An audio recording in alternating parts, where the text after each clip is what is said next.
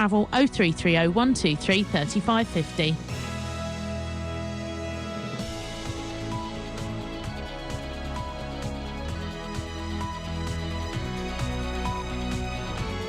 The voice of Birmingham and the Black Country. BBC WM 95.6. Thank you, Molly. I'm feeling the vibe today. Is it because it's half term? I don't know. Lots to talk about. I'll tell you what after we get the news with Charlotte Harriman. A 23-year-old former care worker has admitted the attempted murder of 3 colleagues at an old people's home in West Bromwich. Melissa Swift, who also used to be a special constable with West Midlands Police, put bleach into drink bottles at Goldfield Court. She was arrested when more than 30 staff and residents became ill in August last year. DCI Michaela Kerr from West Midlands Police says she endangered the lives of people who couldn't defend themselves. We're talking about really vulnerable people. These are elderly people living in supported care environments. They were put through a series of interactions with the police. We had to obtain exhibits from them, we had samples. The care home and the staff were just simply phenomenal in supporting and working with the police. Scotland Yard has launched an appeal for information about 3 missing schoolgirls who are thought to be trying to reach Syria. The teenagers from East London flew to Turkey during half-term.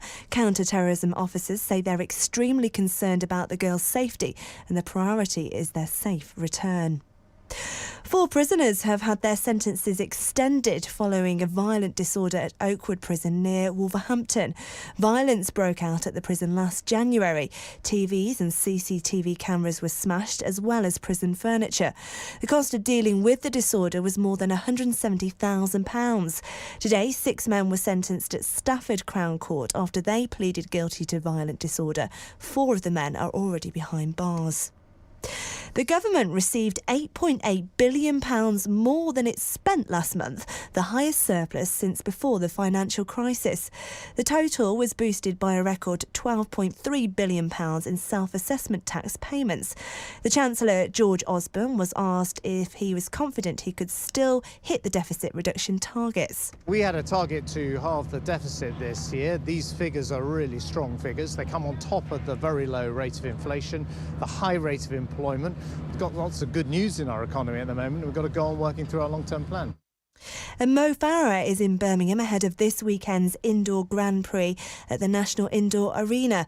The double Olympic champion will run over 2 miles and is joined by his fellow London 2012 gold medalist Greg Rutherford in the long jump. Farah says he misses his family following a hectic training schedule in Ethiopia over the winter. Life is good, my family are happy, and I do miss my twin girls. I haven't seen them for almost 2 months, and my oldest daughter Rihanna, my wife. So they're doing well, and I've been on the phone and sometimes Skype the kids, and you can see them growing so fast. Finally, taking a look at the weather. Largely dry this afternoon with just 1 or 2 isolated showers. Highs of 7 degrees Celsius, 45 degrees Fahrenheit. Frost in many places tonight and dipping down to -2 degrees Celsius, 28 degrees Fahrenheit. BBC WM 95.6 News. There's more online at bbc.co.uk/WM. Yeah. The voice of Birmingham and the Black Country. Who is the best presenter on BBC WM 95.6? Danny Kelly. Who's the second best presenter? Caroline Martin. Ian Lee. BBC WM 95.6. Still playing that, are we? Right, yeah. Clever. Nice one, guys. Thank you, Molly. Afternoon, Ian Lee, BBC WM 95.6. Boy, what a lot we've got to get through today. Hey, it's half term still. If you're on half term, can you... This is what I... Hang on a minute. Ian Lee. On BBC WM 95.6. The voice of Birmingham and the Black Country. If you're on half term, why are you listening to BBC Local Radio, you squares? Go out in the park and, I don't know, smoke tabs or do whatever kids do these days. I'm joking. Well done. Congratulations. If you are on half-term and you go back to school on Monday and you haven't done your half-term homework because, I don't know, maybe you need a bit of help with it, you could give us a call. I will help anybody today who has not done their half-term homework. Projects, essays, questions, anything like that. Graphs. I can do all of that. I'm a dad. So I know the answer to all of these things. I didn't do too well in my exams. It doesn't matter. Life, mate. It's all up here. Life. I've lived it. 03453 009956. I will help you with your homework. On the other hand, if you want to ignore your homework and forget it, what you could also do is give us a call and rip it up down the phone. I know! Isn't that naughty? I'd be up for that, though, totally. It's just half term. We don't normally get young people listening to this show. Trust me, the youngest people we get are about 73. We might have, I don't know, 15-year-olds listening, 7-year-olds. So here's the deal, kids. You can either phone up and I will help you with your homework, or you can phone up and go Yabu sucks to the man and rip your homework up live on the phone. How's about them apples? 03453 009956 is the telephone number if you want to give us a call. For the grown-ups, the young people can play this as well. I've been working here at BBC, where are we? WM 95.6. I said 18 months. It's not quite 18 months, Kimberly. It's a little bit less than that. To him now. It's all right. It's only local. Sorry? What do you mean it's only local? Hang on a second. We've got this weird leaky thing. Hang on a second. I might have to put you on another line. Hang on a second. Kimberly, you there? Yeah. OK. What do you mean it's only local?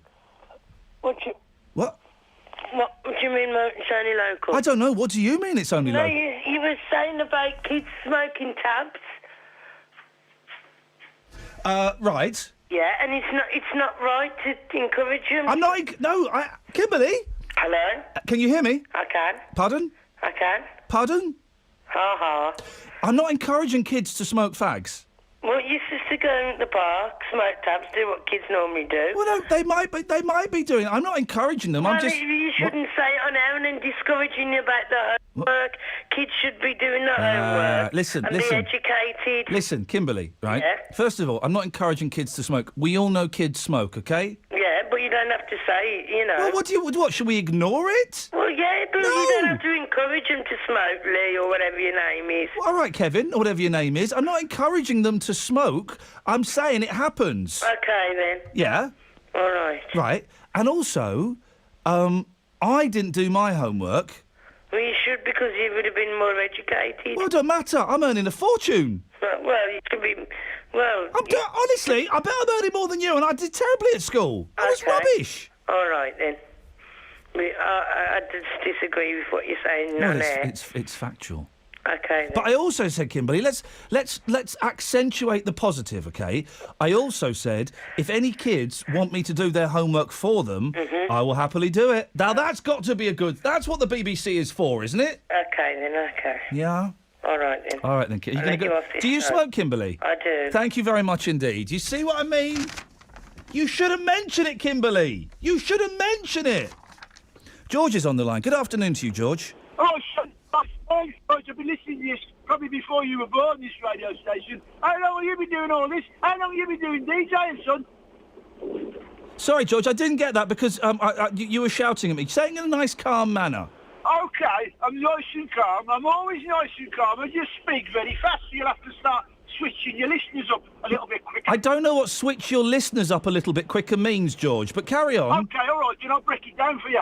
Break it down. Take it to the bridge. Take it to the bridge, as George Brown says. Anyway, listen, how long have you been doing this? How long have you been doing this job, son? Now, when you say this job, do you mean... OK, delivering milk. How long have you been on the radio doing this? Well, I guess my first radio job was in, I think, 1998. Where you been since then? Because you ain't been doing much, have you? Well, I won 3 awards last year. I don't know if that counts. What do you get them for? Tell us, come on. We're all ears, son. For doing radio. George, I'm guessing, George, you're not enjoying the first 8 minutes of the show. I ain't enjoying it, son. I ain't never heard you on here before, right? Well, I'm on every Friday and Saturday, George. How long have you been on this radio station for? About 16, 17 months, George. Well, you're not getting any awards today, son, that's for sure. Sorry? You ain't going to get any awards today, son. What have I done wrong? I don't know. You heard about kids smoking and all this malarkey. I'm not encouraging kids to smoke. It's a fact. Kids smoke. Oh, we know that kids smoke. You said do it, kids do. They ain't never smoke or something. I'm not encouraging them to smoke. I don't want them to smoke, but they do. Well, we know they do, but why do you say on the radio, right? What? Yeah. Yeah? Hang about. What? What do you say on the radio? Yeah. Or what you kids listen to me for when you're in the park and have a tab or something like that, and then joke it up. You can't do that, son. Politically incorrect. If I was to say something wrong, little racist about it. No, mate. I don't know what you mean, George. Do you smoke? I used to smoke, son. I had to give it up because I got a bad ticket. Yeah, well, exactly, you see. So you used to smoke. So you don't come on the air and say you used to smoke, because people will think, wow, George, George, Button it. Listen, shh, George, because there'll be young people listening going, wow, George sounds like a really cool guy. I want to be like him when I grow up, and he used to smoke, so I'm going to used to smoke so I can be as cool as George is. But I'm only answering a question. You asked me, did I smoke? I am not, under any certain circumstances, explaining to the young people of today, you ain't never smoked like you did. Okay. Thanks for calling, George. Thanks for calling. No, you called me. Yeah, well, you're calling me now, yeah. Well, I'm cutting you off now. Yeah. Dave's on the line. Good afternoon, Dave. Oh, well. Have you phoned up to... On a lighter Don't note. mention lighters, please. On a lighter note. Yeah. How are your two mates, Bernie and Leepu? What? Bangers. Oh, flipping it. Was that... this is, for those who don't know, this is a TV programme I voiced about 8 years ago. Are they still doing... Are they showing that again? Yeah. They've come round again. Blimey, I don't get paid for it again. Oh, well, you was a bit slow there, weren't you? Yeah, I know. I didn't realise it was going to be so popular on the repeating of the digital channels. Oh, I was listening to it, and I thought, I know that voice. That beautiful young voice. And I thought, hang on, and I put the credits up, and... That was before I had kids, Dave. That was when I used to be able to sleep. Oh, well... Now, listen, David, the show's got off to a very aggressive start. And I know. What was wrong with him? Did he get out of bed the wrong side? I don't know if he even sleeps on a bed. I don't know what that means. Now, listen, I've been working here about 16, 17 months, Dave. Producer Marky Mark said, should we go and get a coffee? I said, OK. I went to leave the building. He said, where are you going? I said, I'm going out to get a coffee. He said, well, why don't you use the canteen here? I heard you with Molly. I didn't know there was a canteen here. I've been here nearly a year and a half. No one told me there was a canteen. And I went in there, and it was clean, and it smelled food, and there was a coffee machine, and they had lovely hot food and sandwiches. And you've been going round the corner and getting... I've been going to the local... He's got soup. I've been going round to the local supermarket and buying their rubbish. Oh, just outside the front door? That's the fella. So this afternoon we're saying... No, hang on. How are we saying? OK, so this afternoon I want you to say... I did not know that was there, and then tell me a story related to that sentence. Can you help? No. Thanks for calling. Is this actually going out on air? Have I fallen asleep at the wheel and I'm now in intensive care having a nightmarish hallucination? Blimey. 03453 009956. Wake up, Maggie, I think I got something to say to you. It's late September and I really should be back at school. I know I keep you amused, but I feel I'm being used. Oh, Maggie, I couldn't have tried anymore. You led me away from home just to save you from being alone. You stole my heart, and that's what really hurts. The morning sun, when it's in your face, really shows your age. But that don't worry me none. In my eyes, you're everything. I laughed at all of your jokes. My love, you didn't need to coax. Oh, Maggie, I couldn't have tried anymore. You led me away from home just to save you from being alone. You stole my soul, and that's a pain I can do without. All I needed was a friend to lend a guiding hand. But you turned into a lover and mother. What a lover, you wore me out. All you did was wreck my bed, and in the morning kick me in the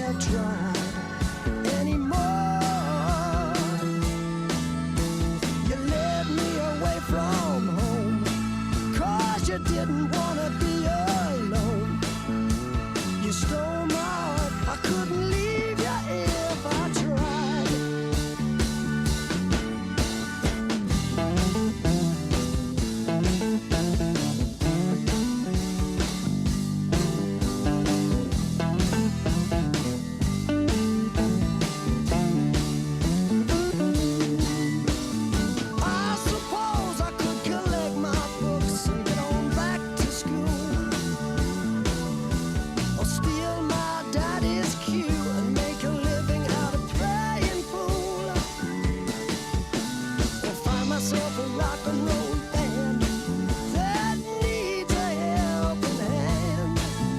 Oh, Maggie, I wished I'd never seen your face. You made a first-class fool out of me, but I'm as blind as a fool can be. You stole my heart, but I love you anyway.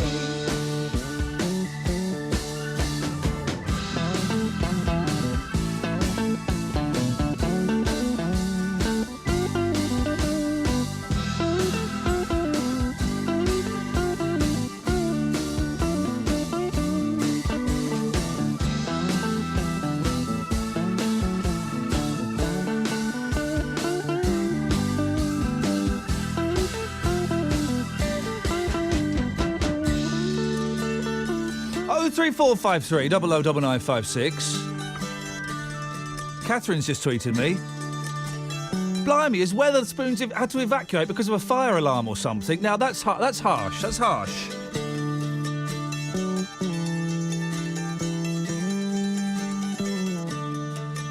Why the anger, guys? Why are you so angry?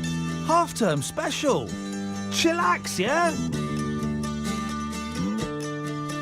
All I'm saying is, I'd be surprised if there were many young people listening to this, because young people don't tend to listen to speech radio. Oh, so he's not finished, blimey. I wished I'd never seen your face.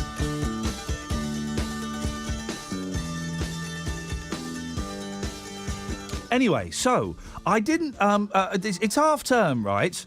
So I was just surprised if there'd be any young people. Let's put it out there. Are there any young people listening to this? Young people, A, don't tend to listen to speech radio, and B, don't tend to listen to BBC local radio. Now, I think that's criminal.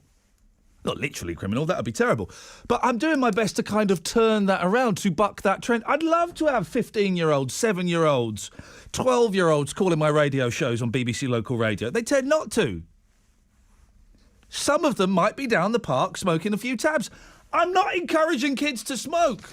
I am encouraging kids to phone up and let me help them with their home up, or for them to rip their homework up down the phone. 03453 009956. Ian's on the line. Good afternoon, Ian. Good afternoon, brother. How are you? Well, I feel a little bit bruised and scarred. You're not going to give me a kicking, are you? I hear it. It's really, really saucy. What we need, do you know what we need? And I say this because I've just noticed on Twitter, right? Yeah, hold on. Before you reach to that point, yeah? Oh, yes? You must learn your producer manners. He was on the phone to me with a full mouth of tuna. He did. You talking about Marky Mark's got a full mouth of tuna, has he? Yeah. He loves tuna. Here's the thing. I don't know why you're laughing. Here's the thing. I don't like tuna. It's stinky.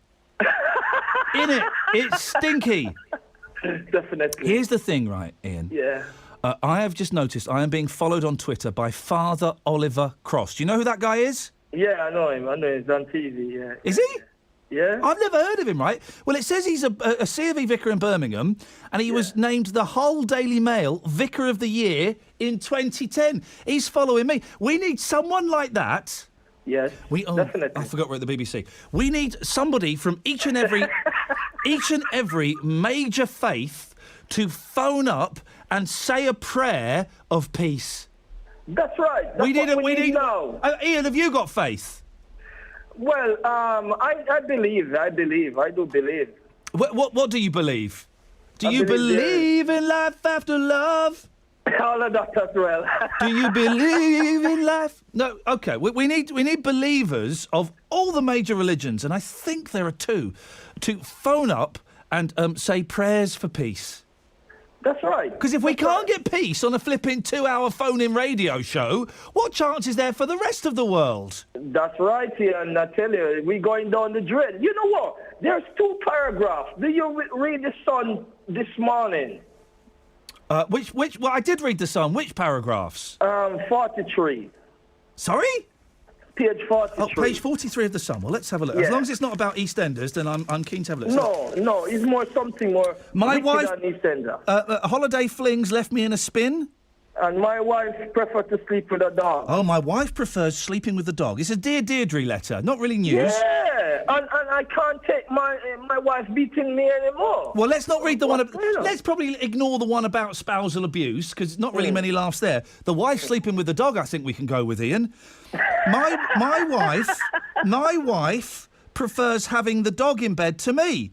Yeah. We've been married 10 years and we have the house to ourselves with loads of time for sex. That's right. But she says she's lost the urge. She prefers the other one. She's 40 steady.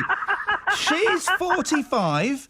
I'm 42. The dog takes up my side of the bed and I sleep in the spare room. She says, it's me, not you, but it's killing me inside. A kiss and a cuddle lasts barely a second. Why are you finding this so funny, Ian? This poor fella. We need to introduce it. I don't know what was the problem there. If it's a problem or the lady prefer that, I don't think. Listen, Ian, I don't think she's having sex. I think it's. Oh God, blimey! I've got young people listening. My niece and nephew are listening. Hello, Dylan. Hello, Pepper. She hasn't got knowledge of the dog. It just sleeps on the bed. Well, who to tell? We don't know. Well, thank you very much indeed. 03453 009956. Ehab's on the line. Good afternoon, Ehab.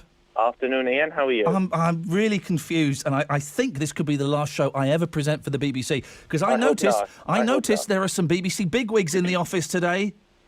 There were people around wearing big suits and smoking cigars and carrying violin cases. Oh dear. Be careful. What you got for us, Ehab?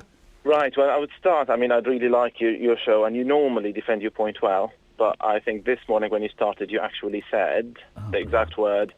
What are youngsters doing here listening to local radio? Yeah. Go out there and smoke. Right. Like kids do. Right. And I know and I know you probably didn't mean it. No. If I said it, I meant it. I don't know if I said it. Marky Mark, can you put your headphones on? Can you hear me, Marky Mark? Hello? I can't hear you. Oh, OK. Right. Marky Mark, can you pull off the beginning of the show where I say I apparently encourage kids to go and smoke? I'll have a look for it. He's going to have a look for it, Ehab. Yeah, it's exactly after what you're doing listening to local radio. Yep, OK. And then you said that. Anyway, so that's, what I meant, that's one point. Well, OK. Well, we'll find it. And if I said it, Ehab, boy, oh, boy, you're going to hear me backpedaling and defending myself. Are you going to say sorry? Because I tell you, for the last 18 months, I don't think I've heard you saying that word. Well, it does take a lot of courage. I say sorry when I need to say sorry, and I don't think I need to say sorry. No, not yet. Not many people do. Not many people do. Not until I hear it back, Ehab. Okay. Marky Mark will sort it out. And if I didn't say that, will you come back and say sorry? No, I'll say sorry here without coming back. I'll stay because I've got other things to say. If you want, the I never know that's there. Yeah, go on. I did not know that was there, Ehab. I did not know that was there. Okay, well I'll tell you, this has happened about 10 years ago when I first came to the UK.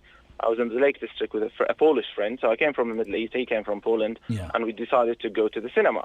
And we went there, and we decided to have popcorn, as everyone does. Oh, I hate popcorn. Anyway, in cinema, that's the only thing you have to eat. We picked out the popcorn, and both of us walking there, the first bite, and we both almost gagged. I was like, what's that? Oh. We went back to the lady and said, there is sugar in this popcorn.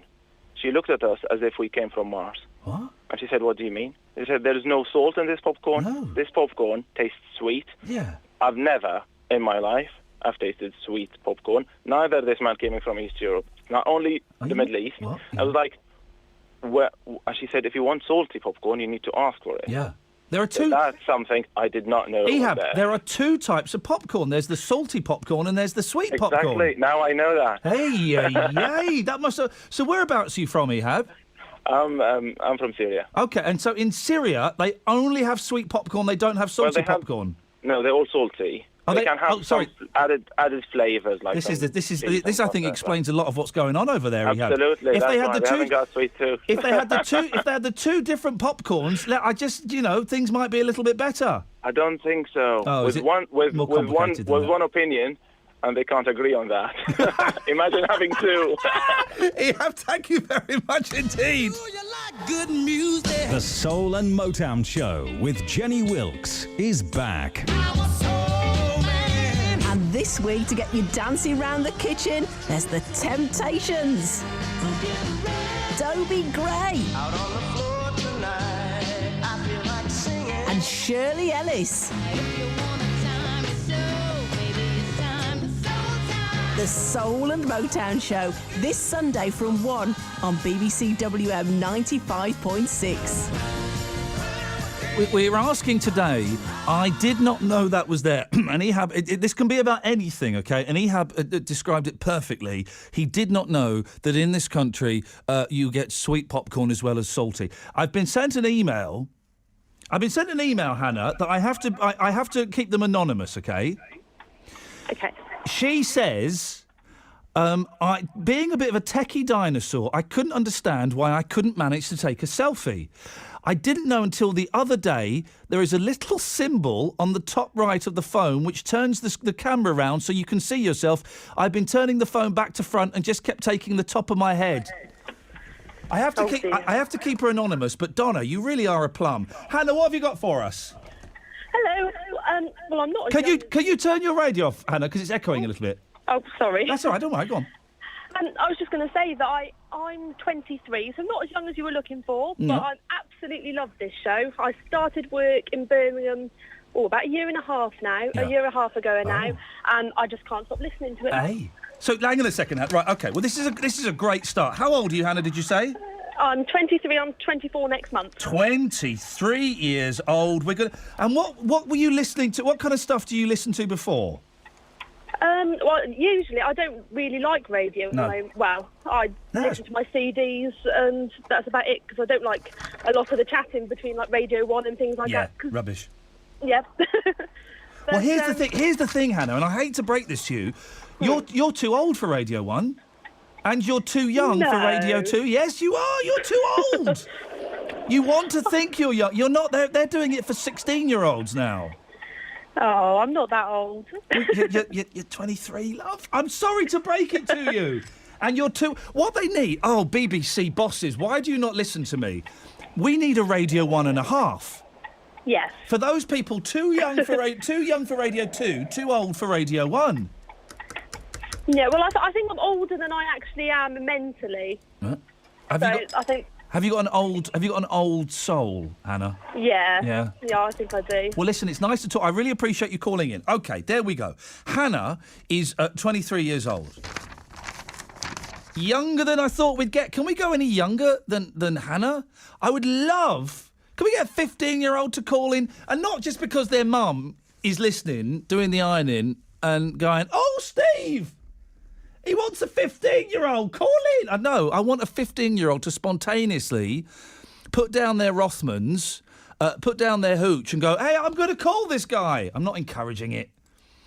I'm going to call this. Can we do that, please? 03453 009956. I did not know that was there. And coming up, we will have conclusive evidence as to whether at the start of the show I was encouraging the youngsters of the West Midlands to go out and smoke tabs, something I am 110% confident I would never, ever do. Let's get the travel. Here's Phil. There's queuing traffic on the southbound side of the M6 from junction 11 at Cannock towards junction 8 for the M5. There's slow-moving traffic past Himley on the Stourbridge Road, the A449, as you head towards the junction of School Road, where there are temporary traffic lights as you head from Womburn towards Kings Wintford. And in Tividale, New Birmingham Road is looking slow as you travel towards some roadworks near to the junction of Lower City Road. So that's likely to cause you some delays as you travel from Dudley towards the Birchley Island at Albury as you head towards the M5 at junction 2. If you can update us, call BBC WM 95.6 travel on 0330 123 3550. The voice of Birmingham and the Black Country. BBC WM 95.6. 03453 009956. Let's get the news now. Here's Charlotte Harriman. A Black country woman who worked at a care home for the elderly has pleaded guilty to trying murder 3 of her colleagues. Melissa Swift, who's 23 and was also a special constable, poisoned drinks which were also consumed by other staff and residents at Goldfield Court last summer. Scotland Yard has launched an appeal for information about 3 missing schoolgirls who are thought to be trying to reach Syria. The teenagers from East London flew to Turkey during half-term. 4 prisoners have had their sentences extended following violent disorder at Oakwood Prison near Wolverhampton. Violence broke out at the prison January last year. TVs and CCTV cameras were smashed as well as prison furniture. Accident and emergency units in England have again missed their waiting time targets. It's the 20th week in a row they've failed to see 95% of patients in 4 hours. Last week the figure was 91.6%. Taking a look at the weather, largely dry with 1 or 2 isolated showers about this afternoon. Highs of 7 degrees Celsius, 45 degrees Fahrenheit. A frost about tonight, dipping down to -2 degrees Celsius, 28 degrees Fahrenheit. The Voice. The Voice. The voice of Birmingham and the Black Country. BBC WM 95.6. I was paying attention. I honestly was paying attention. Kids, you want me to help you with your homework? Easy. I'm a dad. I know the answers to everything. Or if you want to be a rebel and rip up your homework live on the air. And I did not know that was there. 03453 009956 81333. Start your text WM. Here's the Lars.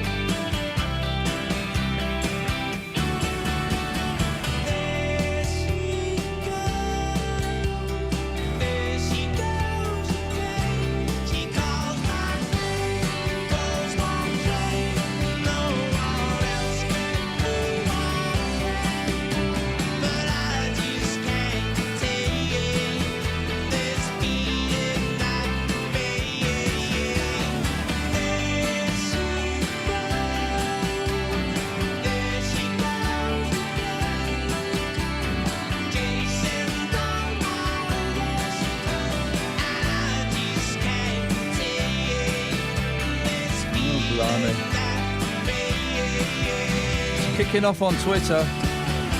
Did he encourage kids to smoke?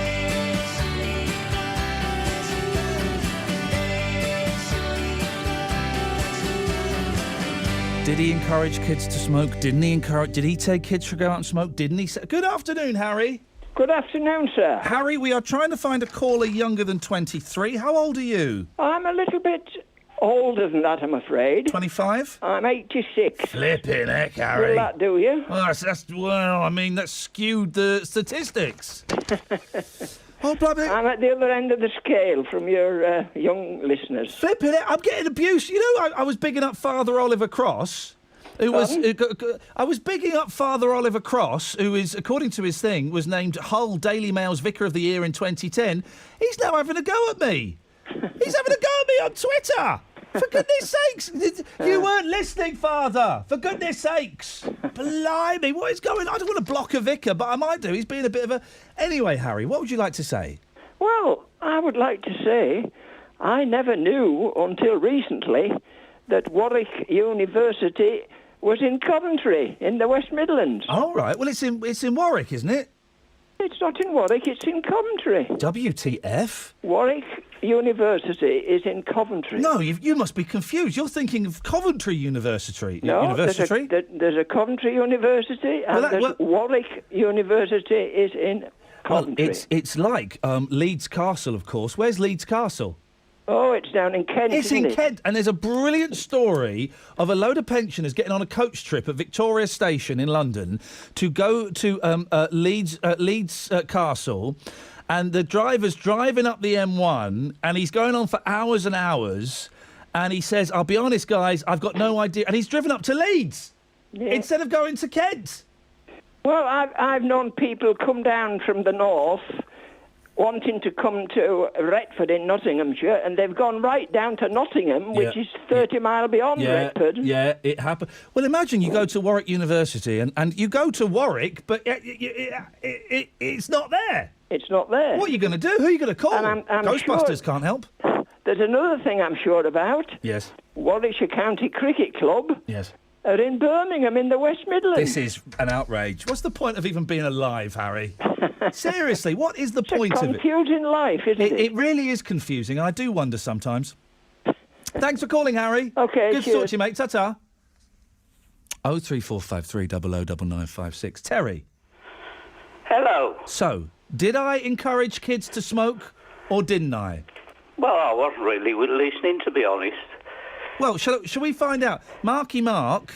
Yeah. By the way, everybody's arguing on Twitter. Calm down, guys. Marky Mark has pulled me off from the computer system. Shall we have a listen?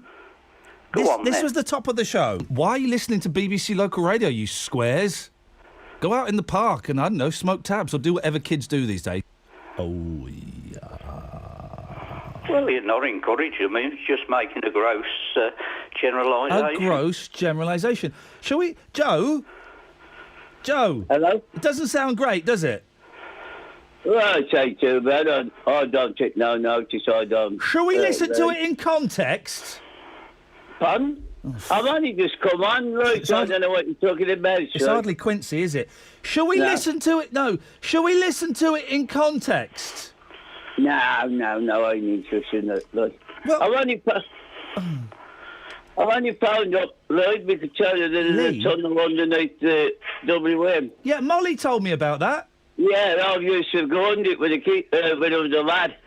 They used to take the mail from the nursery station and tunnel it up into the old, it used to be the wrong mail where you are now, right? Yeah, Ian, yeah? Yeah, that's it. That's it. And you come to the lift and up she comes. Yeah. It used to be Hill Street, it was called. Yes. That was 60 years ago. Flipping 60, 70 years ago. I love a good tunnel. I do. I love a good tunnel. Yeah, well ask him if you can go down that one, right? Because he used to go. Whether he does now, I don't know. Well, Joe, thank you very much indeed. Terry?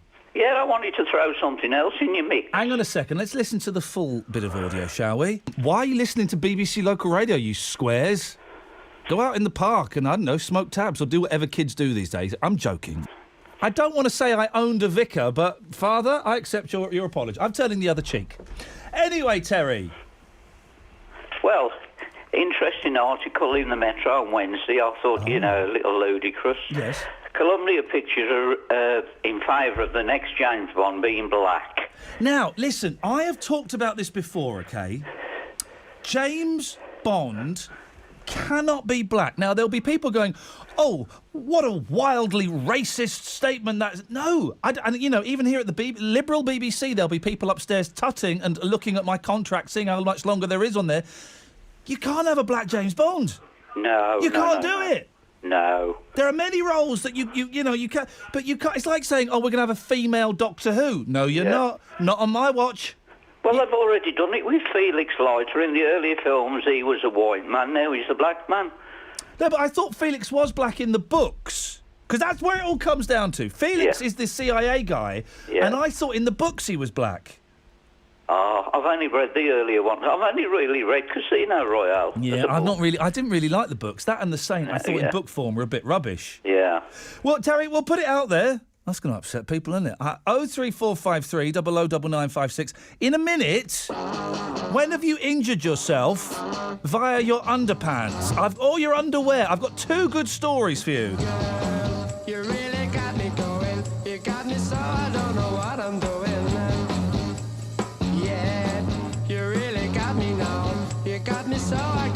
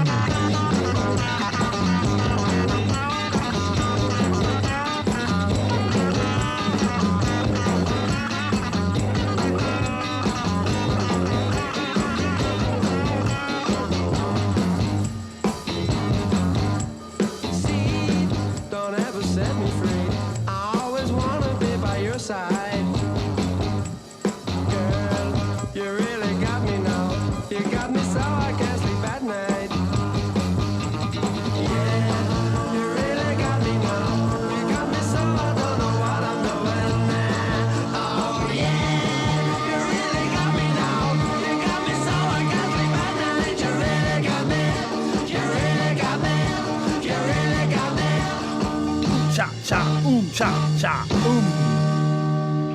There you go, Connor. That beats your Backstreet Boys or your Jason Donovans.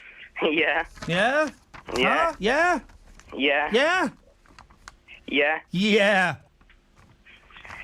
I've got my homework here. Oh, go on, Connor. First of all, Connor, how old are you? 16. 16 years old. Well, that beats Grandma Hannah. So Grandma Hannah's off the list. You are our youngest listener so far. And you called up spontaneously. It's not your mum that's forced you to call or anything. No, she's out. Yeah. She doesn't even know that you're using the phone. Did you find that... Where does she keep the key that for the padlock on the telephone? Hey, get this, Connor. I'm so old, right, that we used to have one phone in our house. It was in the hallway. It was on the telephone table. We had a special table for the telephone. And I didn't have this because my mum would have given me a right clout round the ear if I'd used the phone without permission. But some of my friends, you know the old dial phones, they had padlocks. You do know the old dial phones, don't you? Yeah. Do you? I don't know much about them. I've heard of them, though. Have you ever seen one? No. Oh, my God. I'm so old. Anyway, so some phones used to have dials on, right? And what they would do, some tight parents would do is they would put padlocks on the telephone so you couldn't make a phone call. Those were the old days, Connor. And it's. I realise me saying that is the same as my dad telling me about having an outside toilet and having to buy a big block of ice and carry it home because they didn't even have a fridge. Anyway, what you got for us, Connor? I wouldn't have minded living in the old days because some of the stuff was great. No, go on, tell me some of the stuff that was great from the old days and I will counter it with fact. Well, at school, everyone used to get away with everything. No, they didn't. They get a good caning. Well, my granddad did. Well, what did your granddad get away with at school? By the way, that's the next topic. What did your granddad get away with at school? What did he get away with at school, Connor? I don't know, because by the time he's finished the stories, I'm asleep. Yeah. Is your granddad still with us, or has he passed on? No, he's still with us. Well, then what you need to do, Connor, is record him telling his boring old stories, and then in about 20, 25 years' time, you'll actually want to hear them, and sadly, he may not be around unless they manage to, freeze heads and things, and you can listen to them then. Oh, wow. You're not that bothered, are you? No. Nah, you'll regret it, and you'll remember this conversation. Never mind.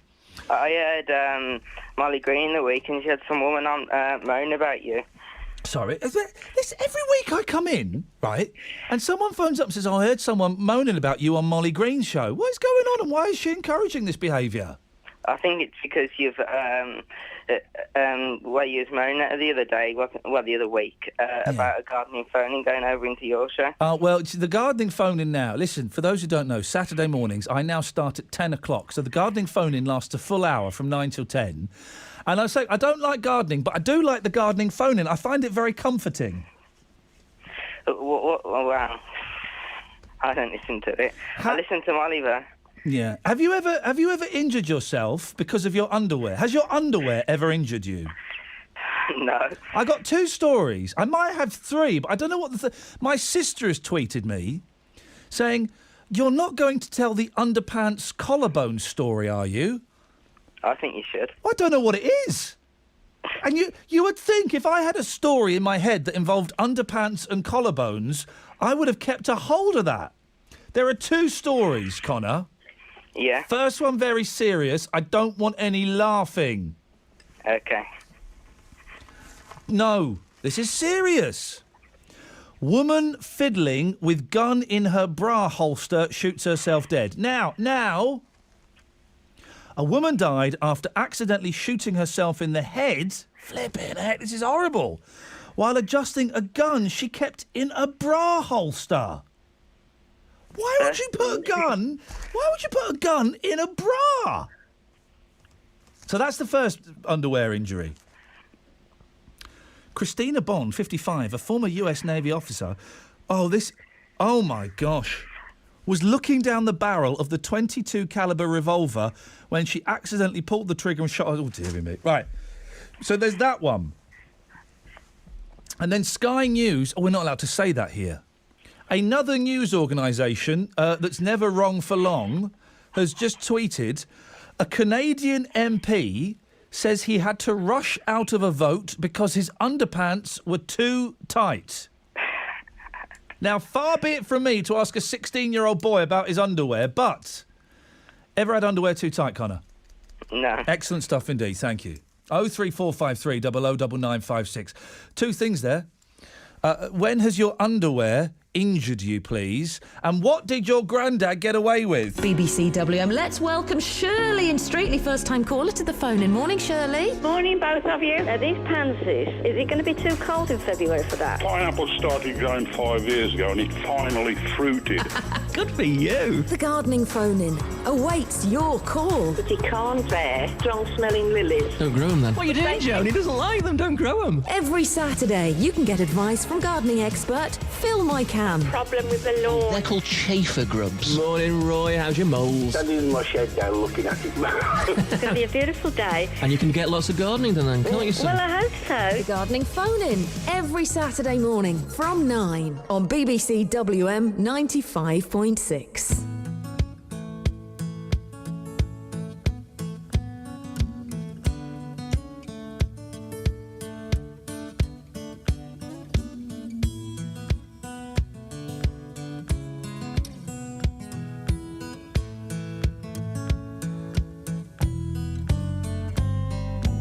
Money talks, but it don't sing and dance and it don't walk. As long as I can have you here with me, I'd much rather be forever in blue jeans. Honey's sweet, but it ain't nothing next to baby's treat. And if you pardon me, I'd like to say we do okay forever in blue jeans.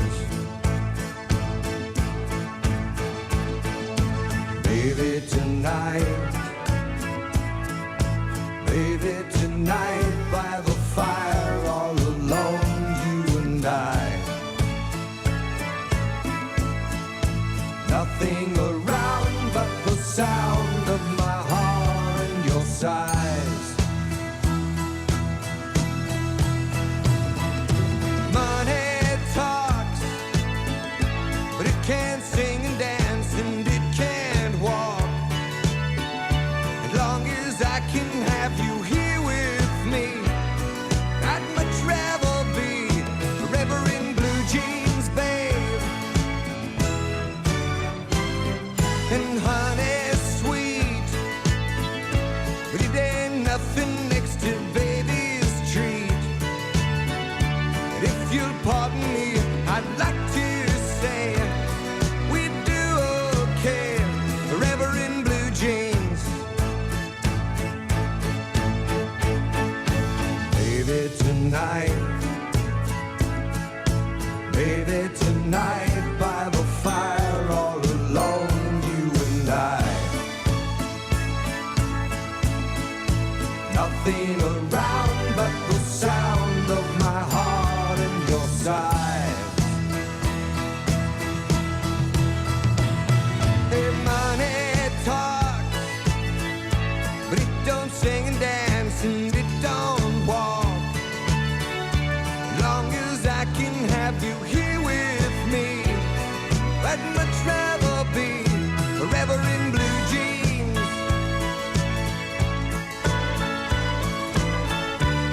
Hey, hey, And if you pardon me, I'd like to say we do okay forever in blue jeans, babe.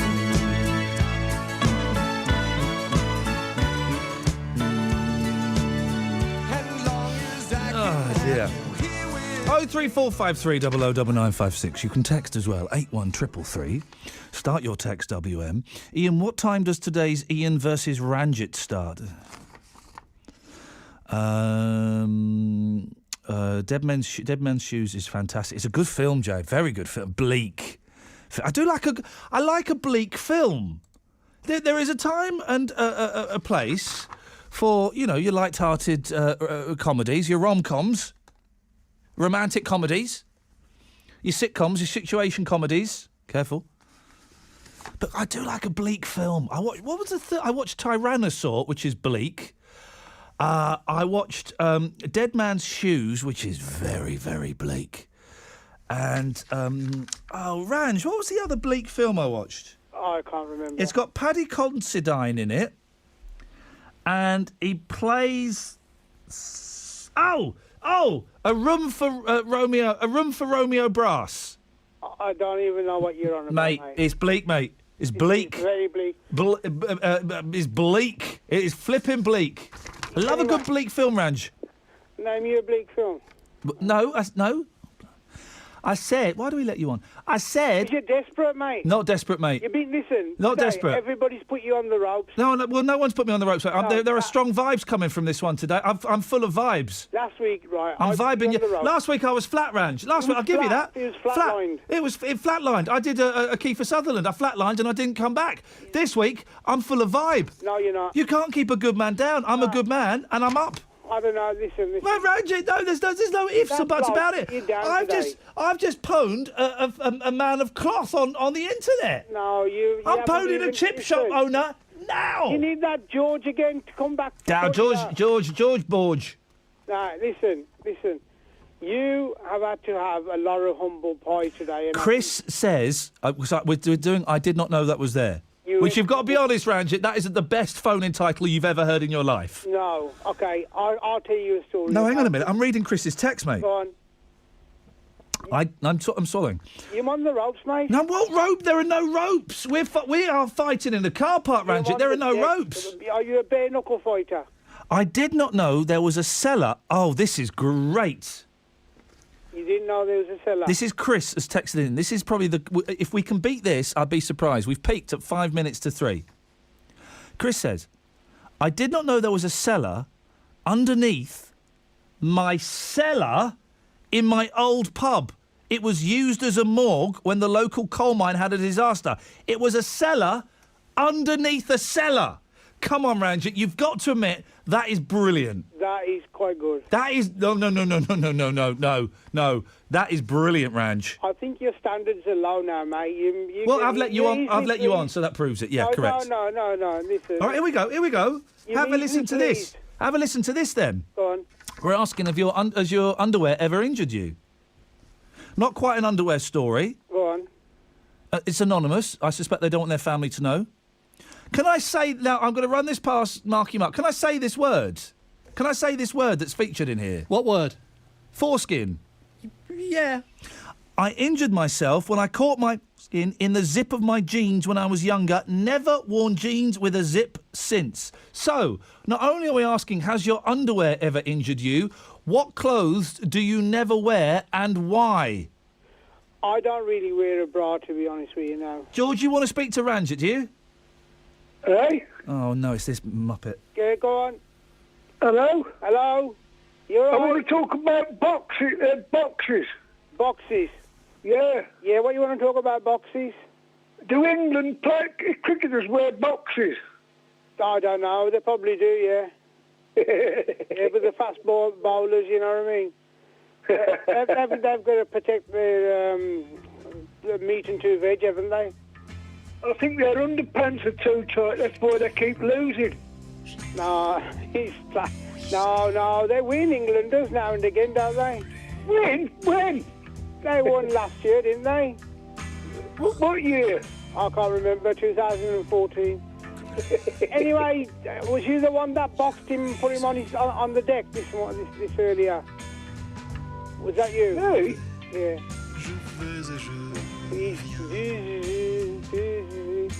You're on the ropes, son, and you're playing this dumb music again, doing the same old thing. You know what? Last time it was Martin, wasn't he? And now it's this other fella. Hey, Ranjit. Yeah, go on. He's on the ropes, you know. He's on the ropes, mate. He's on the deck. You know what he is? You know, underneath the deck, yeah, that little, where it's all covered by cloth, that's where he's gone below that now. So he can't do nothing about it. He, you know what? I think he's going to phone in and do a sickie. He'll probably do a sickie tomorrow, will he? Yeah. They ain't coming in because Randy and George have put me on the deck. So what you got to say for yourself, fella? Hey? Has he faded you out? Entre mes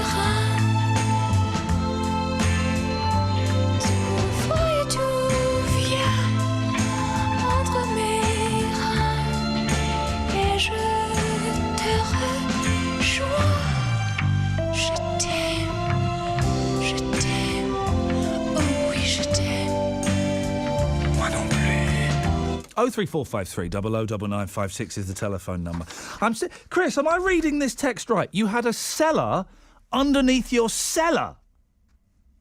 That's the coolest thing ever, isn't it?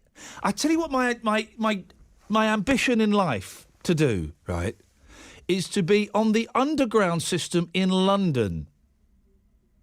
To be in the middle of a tunnel between stations and for the train to break down. We're stuck in there for an hour.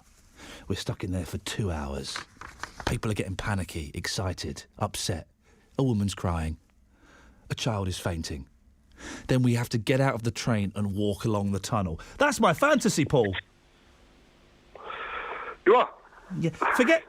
Forget your 50 Shades, Paul. I want to get stuck in an underground train and have to walk back to a station. You're talking to me, West Bromwich, Paul, yeah? Well, is your yes, I did. I did preface it by saying Paul. Yes. Yes, I thought you were talking to another Paul. Sorry about that, mate. No. What? Okay. What can I do for you, Paul? Right. Underwear. Yeah, go on. I've been seriously ill for the last 3 years. I nearly lost my leg. Yeah, blimey. Now, about 3 years ago when I first went in life, my leg was in a bad way. Paul, listen. This story is going to be more involved than I thought, and I want to give you a full crack of the whip. So stay there. And I know that Phil Peacock, and I can see Charlotte's excited to hear to hear your underpant injury. We will get there in a minute. Let's get the travel news. Here's Phil Peacock. Well, there's queues on the southbound side of the M6. They start from junction 11 at Cannock through to junction 8 for the M5. So because of various restrictions because of roadworks. Out of Birmingham, the A38 Aston Expressway is a little bit slow going from the Dartmouth Circus towards the M6 at junction 6 at Spaghetti. Looking a little bit slow going past Himley as well on the Stourbridge Road, the A449 through the roadworks as you head from Wanwood towards Kings Winford. But it's looking fine. Routes around Stourbridge, just looking at the traffic sensors. If you can update us, call BBC WM 95.6 Travel on 0330 123 3550.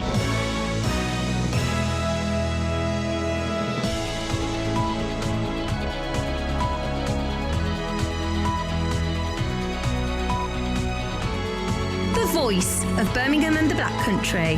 BBC WM 95.6. Far be it for me to tell a colleague to, get a shift on. But Charlotte, if you've got any deadwood in the news that you feel you want to drop, do, because Paul's going to tell us about how his underpants injured him. Let's get the news. Here's Charlotte. Thank you. A Black Country care worker has admitted attempting to poison staff at a home for the elderly.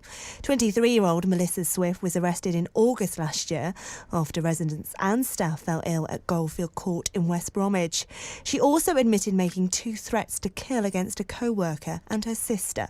Detective Sergeant Victoria Lee is from West Midlands Police and worked on the case. The community has been fantastic with supporting the police and the victims in this case. All the agencies have pulled together to really support them. It was a very, very tragic time for them. They found it extremely shocking that somebody they trusted as their carer would be able to potentially cause them significant harm, and overcoming the fears and anxieties that they faced was a big task for our investigation team.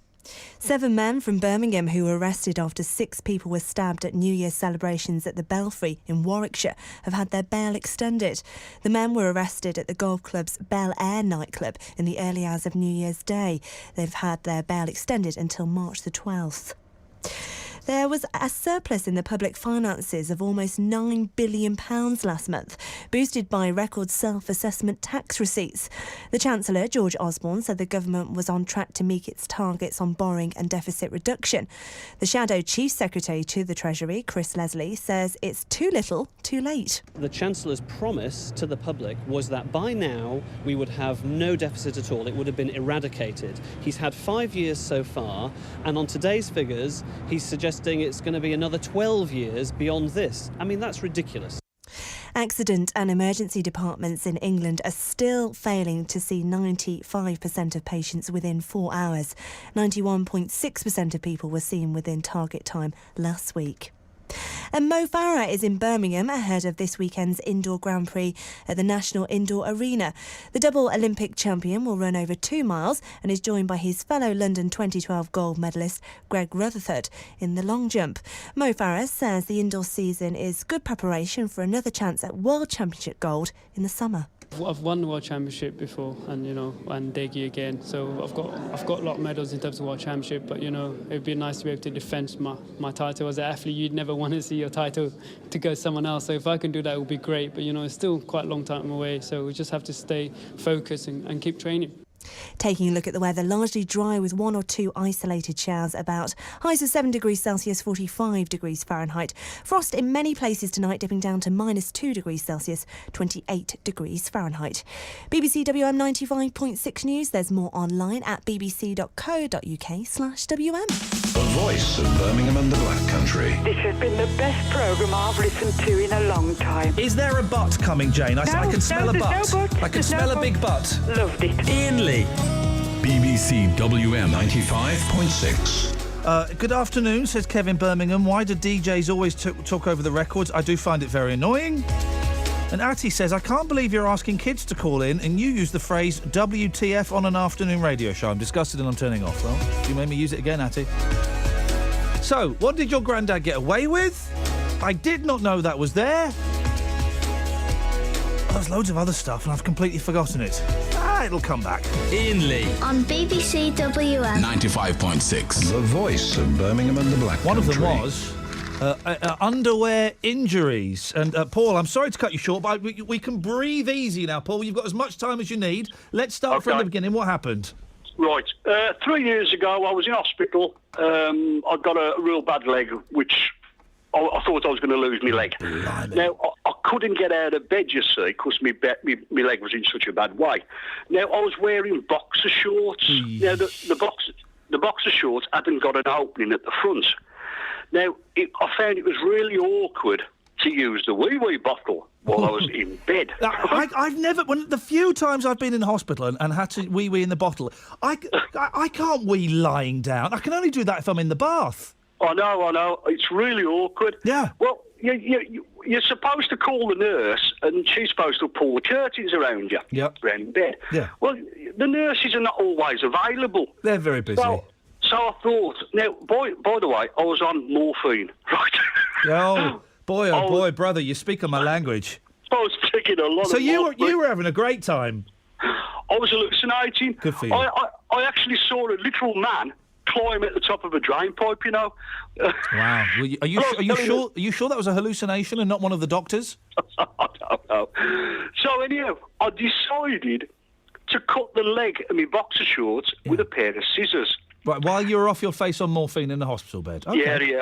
I was on a lot of morphine. Yeah, okay. And I was cutting up the leg with this small pair of surgical type scissors. I thought, hang on a minute, what's that? And luckily, I just nicked the side of me little old man. Oh, my goodness gracious me. So, if I hadn't have stopped, I dare say I'd have cut it off. Yeah. So, hang on, were you cutting away at your winkle? No, I just felt it with the scissors. And I thought, hang on, what's that? But to be honest, I was numb because of the amount of morphine. Yeah, of course you were. And if I'd have carried on, I did actually nick it. I actually nicked it. Yeah, we've all done the zip thing as gentlemen, haven't we? Yeah, I've done that when I was a kid. Yeah. And when my boys who are 5 and 3, they often wear one-piece pajamas in bed that have got zips on the front, and I am so cautious because their mum does it quickly because she wants to get them dressed. I am so cautious of what could happen to them at that young, tender age. So I say, right, boys, breathe in, and you've got to be careful. Yeah. Yes, you Paul, are. I appreciate your story. Thank you. 03453 009956. Well, here we go. This is the one that's got you all hot under the collar. Martin, what's your underwear injury, please? Oh, Ian, let me tell you. I don't know if I've ever told you this before. I was unlucky enough to attend a boys' boarding school as a teen. OK, Martin. Forced to play rugby. Yes. One day, came in from a particularly gruelling day, had a shower, came out of the shower to find the school bully stood with a grin next to my clothes. There was a school bully stood next to the grin with your clothes. And was this before or after you started doing the funny voice? No, it was way before. It was before you started doing the funny voice? OK, yep. Right, OK. Yep, he said yep. hovering over the fader, yes? No, please don't worry. Got out of the shower, yes. Saw the school bully, tentatively started putting on my clothes. Yes. Full of deep heat. Underpants burning. Hey. That is going to... Well, first of all, it's going to stink. Secondly, that's going to smart a bit, isn't it? I would say it put my sexual development back by 18 months. Thank you, Martin. What do they put in deep heat? What is it made of? Is it made of red chilies? I once, for a performance I was in, we were doing a performance, we were doing a bit from Withnail and I, we're being lazy drama students. And we did the scene where I had to put a whole tube of deep heat on my leg. Flippin' heck. What's in deep heat, Trevor? I don't know, mate, but I've done something similar. I hurt myself playing football once. Yeah, go on. And they rubbed some deep heat into my back. Of course, playing football, you start sweating, and it starts running down the bottom of me, back of my shorts, and I ended up a bit like Johnny Cash. I get the reference, Trevor. You don't need to go into any more detail. I'm not going to explain. But, Flippin' heck. It didn't half hurt. and I'm guessing it hurted for a while. Just a bit. Trevor, thank you very much indeed. 03453. Was that the story? That was your story, wasn't it? No, I was going to say... Oh, you got more? Trying to lay down in bed and have a wee-wee. Oh, yeah. Well, you're listening to BBC. Having a pipe down and that down for a wee-wee. Try a catheter? Oh, that's weird, that is, laying there, flat on your back, and you're actually weeing, and there's nothing you can do about it. This is one. Okay, right. Listen, because this is one. You've tapped into one of my fears. Okay, one of my great fears is getting poorly and having to be catheterised. It fills me. Is it? Well, I had a burst appendix, so I didn't really know a lot about it, to be honest. So you didn't know it going. You didn't feel the tube going up the tube. No, they knocked me out for the operation. I came round. I think they took me down about 8 or 9 o'clock in the morning, but I come back in the afternoon, and there I was, laying on the bed. I was strapped to the bed, wasn't allowed to move. And there was this pipe protruding into my boxer shorts. Because of curiosity, what the bloody hell was that? Yes. So I had a look, and whoops. Did you try and tug it, the pipe? No, but the nurse did when she took it out, and I swear to God she never let the balloon down, the horrible mare. Thank you very much. Blimey. It's one of my fears is being catheterised. Oh, they just whack it up there. 03453 009956. More of your calls after this. Well, my friends, the time has come. Raise the roof and have some fun. Throw away the work to be done. Let the music play on. Everybody sing, everybody dance. Lose yourself in wild romance. We're going to party, caramba, fiesta, forever. Come on and sing along. We're going to party, caramba, fiesta, forever. Come on and sing along.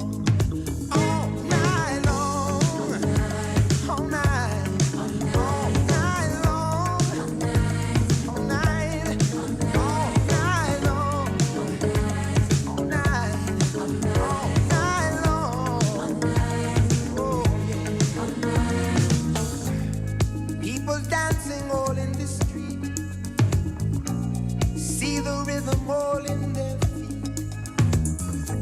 Life is good, wild and sweet. Let the music play on, play on, play on. Feel it in your heart and feel it in your soul. Let the music take control. We're going to party, climbing, fiesta, forever. Come on and sing my song.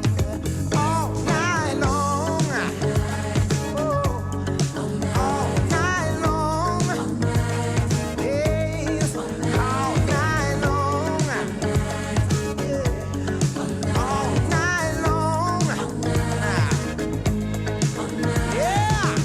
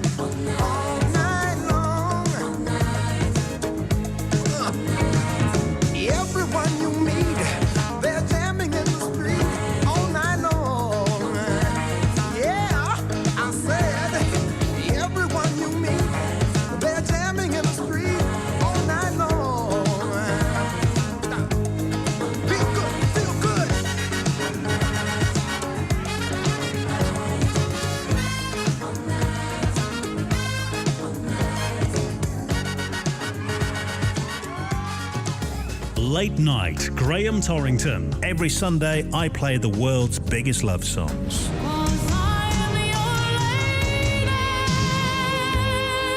To dedicate a song to the love of your life, email gt@bbc.co.uk.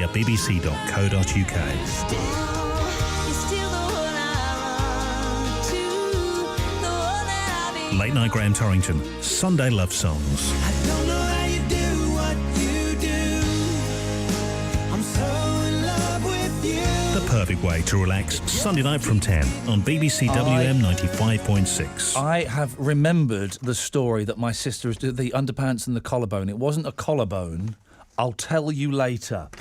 Rosalia, am I saying that properly? Yeah. Hello, Rosalia. How are you? You all right? Yeah, thank you. Now, what can I do for you? Okay, so, I'm Rosalia Tucler. I'm 12 years old, and can I just say I enjoy this radio more than the rest? Whoa. Hang on a second.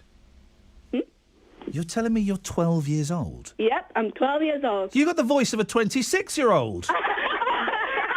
and the laugh of an 80-year-old. What on earth is going on there? There's people here, so yeah. Rosalia, where's your accent from? I don't know, because I was born in Portugal. What do you mean you don't know? You know where you come from. Or maybe you don't. Maybe I don't know where the accent came from. Maybe you're one of those people that just wakes up one day and you've got no idea where you're from. I know. Is that? So where? So hang on. Were you born in this country? No. What country were you born in? Portugal. And did you live in Portugal? Yes. For how long? For 7 years. And then you came here? Yeah. So the accent's Portuguese, I'm guessing? No, because all of them got different accents from me. I'm hearing Canadian, I'm hearing American, I'm hearing German, I'm hearing Italian, I'm hearing Nigerian, I'm getting everything in there. I'm sorry. No, Rosalia, don't apologise for having a wonderful, wonderful voice. Thank you. So you listen to this rubbish, do you? Yeah. Okay. Now let's find out, because this is great. We've got a 12-year-old. Hang on, Rosalia. I've broken the pen. Rosalia is 12 years old. I just have to do a little. It's very rare we get such a young person listening to BBC local radio. So you do know there's younger people, right? No. Yeah, there's a person called Janice. She's 10 years old. Hi. Hang on a minute. Is Janice there? Yeah. Well, get off the phone, Rosalia. I'm bored of you. I want to talk to Janice. Go away, Rosalia. Too old. Too old. Thank you very much. Yeah, go away, oldie. Janice. Yeah. So nice to speak to you. Thank you. You're 10 years old, are you? There's someone younger. Sorry? Yeah. Who? There's someone younger. Who? Andrea, she's 9 years old. Right, go away, Janice. Rosalia's sister. Go away, Janice. Go away. Too old. It's so not bad. Go away. Life isn't fair. Get used to it. You wait till you get a mortgage. Hello, my name's Andrea. Nice to meet you. Andrea? Yes. Okay, and you're 9 years old? Yes. Why do you all sound like 30-year-old women on a hen weekend? Okay. Listen, okay. can I just say, Andrea? Yes. Rosalia and Janice, I don't want to be rude about them. They sound like losers. Why? No. It is not fair. Okay. Not nice. Janice, my darling, life isn't fair. You get a 0 hours contract. That's the future you've got. Now. That is not nice. It might happen. I'm just trying to set you up for the future. Now, Andrea. Time I go on the radio. Excuse me? Andrea, you can go and stand on the naughty step. And go to your room, young lady. There's also a younger person. Is there, Andrea, is there anybody younger than you there? There's 3 or 4 year olds. No, don't give them their phone. Okay. We're not. Hang on a minute. Who's the voice of reason there? My mum. Oh, Mum totally owned you on the radio. She totally told you off, man. Yeah, this is completely Chinese with that. That's mine. Mum is there. Are you all sisters? No. They're my cousins. Right. That was Janice, who thinks it's not fair. Yes. Andrea, I don't want to talk to the other two. They're too old. No, we're not. So, Janice? Yeah? Go to your room. I am in my room. Right, well, then go out of your room. No. Go in any other room apart from that room. Hey, I tell you what, listen, it's good to have you done your homework, your half-term homework? Yeah. Yes, sort of. Almost. Sort of, almost. Actually, I haven't done it yet. Exactly, you're saying that just because Mum's there, aren't you? No, I have started tried it, but I don't get what the teacher gave me. Hey, well, tell me what the question is, and I'll do it for you. Okay, I've got to find it. Get in there first. You get it, yeah. There's 3-year-olds, there's 4-year-olds. Yeah, no. Don't put them online. Don't put them online, for goodness sakes. There are laws. Okay. There are laws against that kind of thing. Okay, okay, but there's a 4-year-old right here. No, I said no. Angela. Angela. You can tell why we don't get youngsters on the radio. Right, I tell you what, Andrea. Yes. Right, listen, because okay, right, listen, because I want to appeal to younger people. Okay, do me a favour. What's your favourite band at the moment? Is it like the Backstreet Boys or something? Is it Busted? McBusted? Hello, is this on? Yes, I am. What music do you kids like? One Direction. Ariana Grande. 5 Seconds of Summer. Say you what I mean? Flipping it. I tell you what, right, name one song by one band that we wouldn't normally play on here, one of your bands, and we'll play it just to say thank you for coming on. Okay, Go on.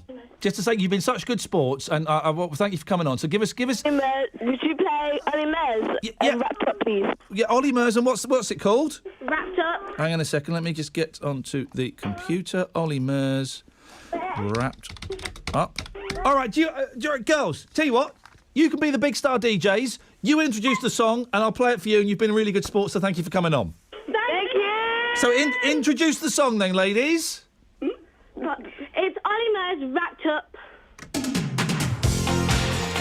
I'll be honest, not a chance. Not a chance. You have got to be having a laugh. Thank you, Rosalia, Janice and Andrea. You were all excellent sports. Thank you. Well, I've been waiting here so long, but thinking nothing could go wrong. Well, now I know she has a built-in ability to take everything she sees, and now it seems I'm falling for her. She seems to have invisible touch, and she reaches in and grabs right hold of your heart. She seems to have invisible touch, and it takes control and slowly tears you apart. Well, I don't really know her, I only know her name. But she crawls under your skin, you're never quite the same. And now I know she's got something you just can't trust, and it's something mysterious. And now it seems I'm falling for her. She seems to have invisible touch, and she reaches in and grabs right hold of your heart. She seems to have invisible touch, and it takes control and slowly tears you apart.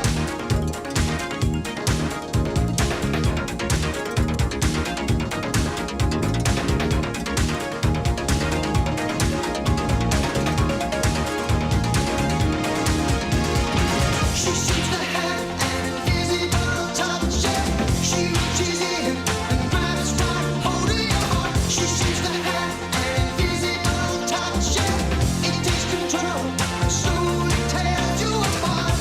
Well, she don't like losing, to her it's still a game.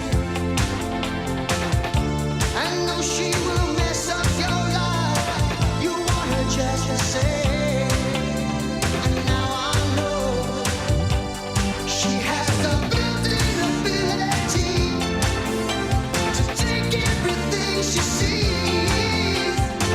And now it seems I'm falling for her. She seems to have an invisible touch, and she reaches in and grabs right hold of your heart. She seems to have an invisible touch, and it takes control and slowly tears you apart. She seems to have an invisible touch, she seems to have an invisible touch. She seems to have an invisible touch, she seems to have an invisible touch. She seems to have. I mean, the Friday shows are normally pretty random anyway, but is more random than usual. We're asking, what did your granddad get away with? I did not know that was there. Underpants injuries, underwear injuries, and, well, Mohammed's called in to talk about being catheterised. Welcome to BBC Local Radio. Good afternoon, Mohammed. Well, first of all, I'm getting a little bit worried about your listeners. It's only half-term this week, Mohammed. They'll all be back at school next week. Don't get encouraging them. They'll be joining the Ranjit fan club. Oh, no, don't, mate, please. I'm trying to keep their minds pure and innocent and free from Ranjitism. And you were talking about catheters to 12-year-olds. Well, yeah. They've got... Listen, Mohammed, right, this is the thing, right? Kids these days... They have it too easy. They need to know about catheters, mortgages, 0-hour contracts and the disappointment of Genesis, yes, don't they just? What you got for us, Mohammed? Well, you were talking about catheters. Yes. And you said you never had one. I've never had one. Yeah, it'll happen, I'm sure. You don't want one, mate. Really? I'm telling you. Oh, I was unconscious in hospital, and I woke up and I wanted to pee. Yeah. So I shouted, nurse, I want a bottle, as you do, you know. Yeah. She says, no, you don't, you're all right. I went, what? I said, I need a bottle. She says, no, look, you're coughing.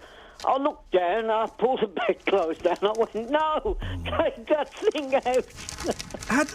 They put it in you without you noticing? Of course they did, yeah. If I'd have known they were going to do it, I wouldn't have let them do it. The thing is, they do it sometimes whilst the thing is, people they are do conscious. It for their benefit.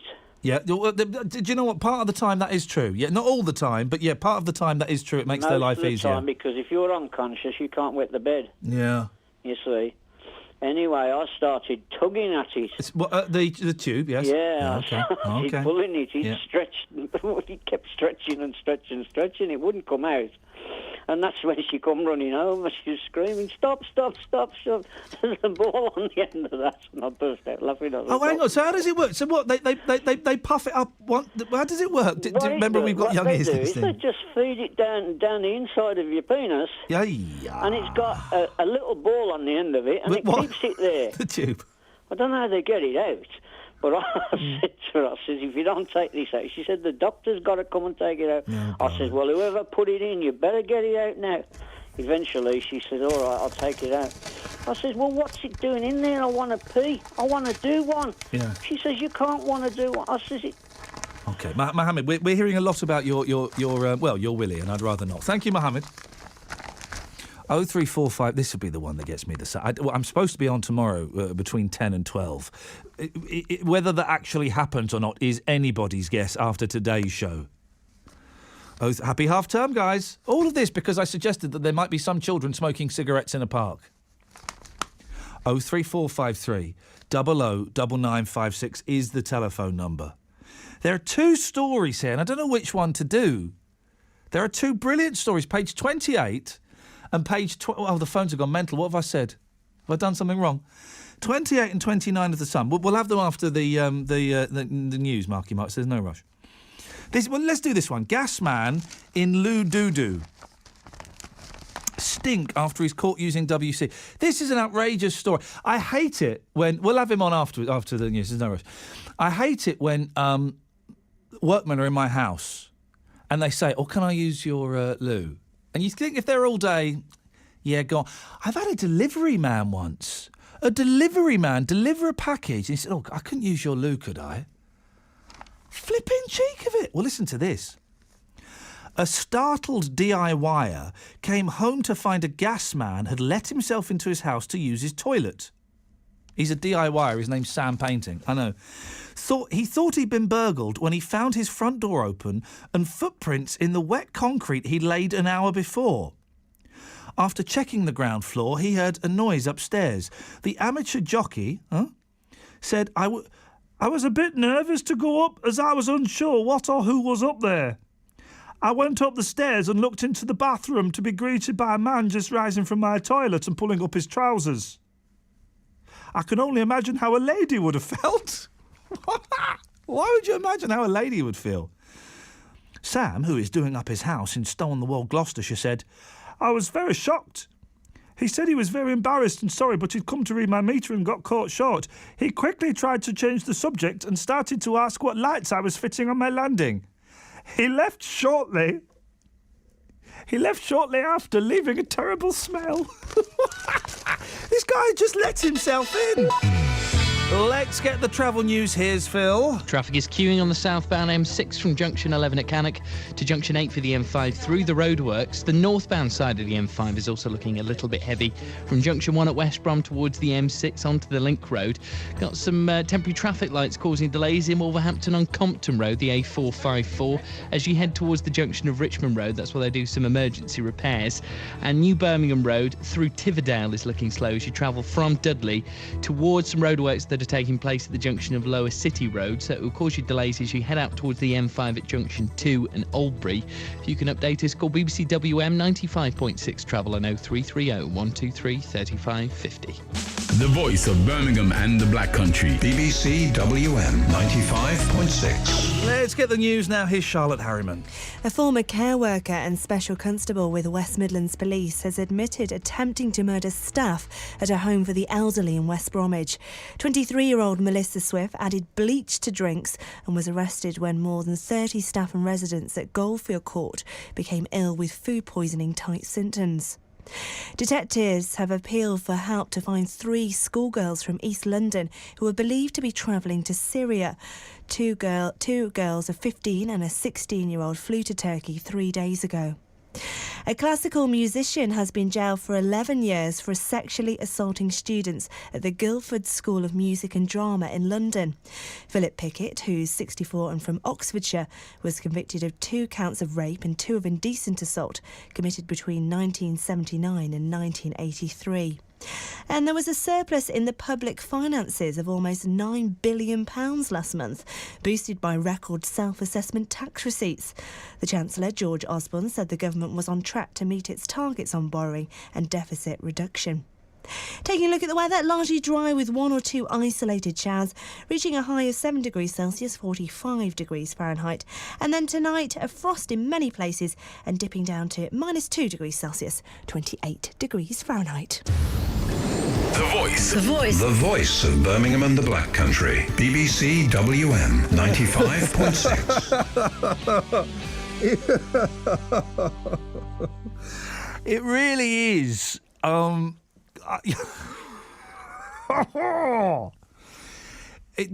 Welcome to BBC WM 95.6. I love this station. I love this job. I love BBC Local Radio. But we're kind of treading the line today. On the one hand, I got stroppy 9-year-olds phoning up, requesting Ollie Moores. And on the other hand, I got old men telling me stories about having catheters. And it really, I mean, if you want, you couldn't get a much bigger contradiction in callers and content. Not complaining at all, by the way. I'm loving it, and I'm really pleased that you're phoning in. 03453 009956 is the phone number. Let's go to Len first in Kings Heath. Good afternoon, Len. Good afternoon. What would you like to say about catheters, please? Yeah, I've got a good story. Oh, go on then. I bet if you can listen to it. Yeah, I'm listening. Go. Right, my daughter come from Australia to my daughter's wedding. Yes. We'd gone away for a few days to Cotswolds. Got up in the morning, I couldn't pass water. And I was driving back to Birmingham, I got pain and pain and pain. I said to the wife, I can't drive any farther. Yeah. I stopped on Stole on the Wall, went into a chemist. He says, I can't do nothing. Best to get home as soon as you can. Right. I got far to Stratford, and I was in that much pain. I went into a little hospital there. I don't think it's there now. Yeah. And the doctor was there and the nurse. There was nobody in there. And he says, well, you best to go to Warwick Hospital. I said, oh, I can't get there. I said, I'm in that much pain. He says, OK, sit there on the bed. And I was watching him looking through this book with this nurse. He was looking through a book? Yeah, with this nurse. Flipping heck. And he says, OK, he says, I'm going to have to fit a catheter. I said, right, fair enough. And anyway, he put it in. Yeah. And then I could release the water. Yes. And I could give him £1,000. Now he said, I want you to get up home to your doctors. Yeah. make an appointment, see a doctor, which was Monday morning. Yes. Went to the doctor's, he says, get up the QE. I've seen this lady doctor at the QE, and she says, go in this room, I'm going to take the catheter out. And she says, see that big jug of water, you got to drink all that. Yeah. Anyway, I couldn't drink it, I was in pain again. She put the catheter back up, and she says, you'll have to come towards the end of the week to have the operation. But what was wrong with it? What operation did you need? I couldn't pass water. What? Were your tubes blocked? Yeah, I couldn't pass water. So what did they do? They didn't... She says, you'll have to come back in end of the week and have the operation. Yeah. I says, I can't. Yes. I says, Saturday, my daughter's getting married. Hey. So she says, right, you'll have to have the catheter bed fitted, and after the wedding, come back to the hospital and we can have the operation. And that's the story. How's your penis now, Len? Oh, that was my daughter's been married 16 years. So it's 18 years. So it's all working now. Oh, let's keep our fingers crossed. Thank you, Len. Oh wait, hang on a minute. I can do that there, can't I? I've got a phone box here. It is just old men talking about their winkles. Andy's in Hales, Owen. Good afternoon to you, Andy. Hello, Ian. Let's hear a story about catheters, shall we? I had to smile at... Is it Mohammed? Yes, Mohammed, I yes. had a look at the radio and I do beg your pardon. I thought you were talking about catheters. That's why I've rang up. Oh, go on. What? About what? Catheters. We are talking about catheters. Is that what you're talking about? Well, I've got no idea how we ended up talking about catheters, but it's we've gone from encouraging young people to smoke cigarettes in parks to old men talking about having trouble with their waterworks. Oh, I never heard that. I just had to smile at Mohammed saying that he kept shouting to have it took out. Yeah. I can't believe... I'm not saying he's telling lies, obviously, but I can't believe that. I mean, I had my first hip done in 2005. Yeah. I had a bit of complication, so they kept me in the hospital for the further 6 days. So I was in 13 days, really, with the hip replacement. They try and get you that within 3 days.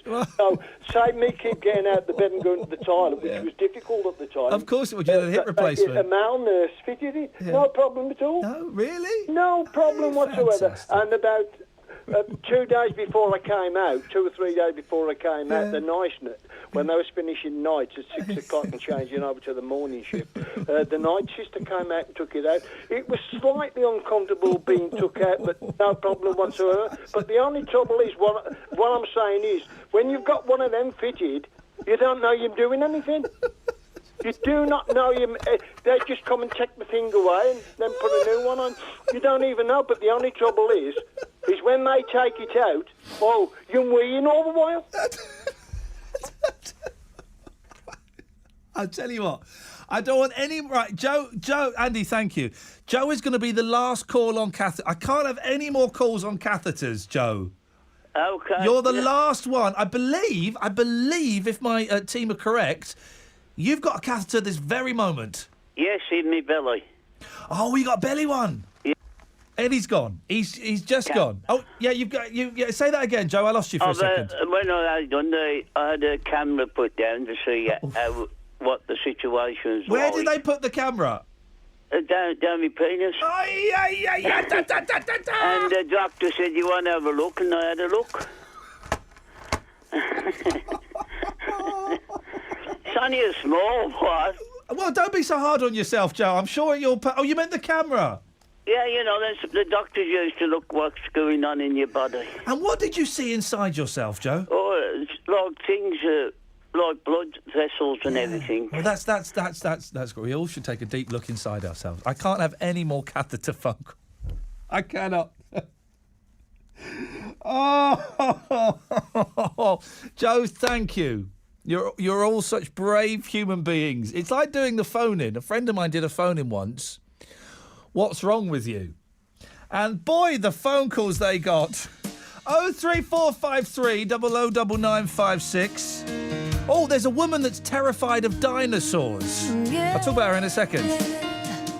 Looks like we made it. Look how far we've come, my baby. We might have took the long way. We knew we'd get there someday. They said, I bet they'll never make it. But just look at us holding on. We're still together, still going strong.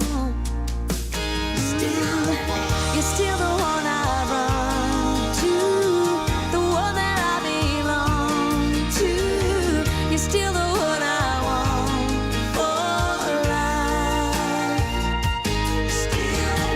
You're still the one that I love, the only one I dream of. You're still the one I kiss goodnight.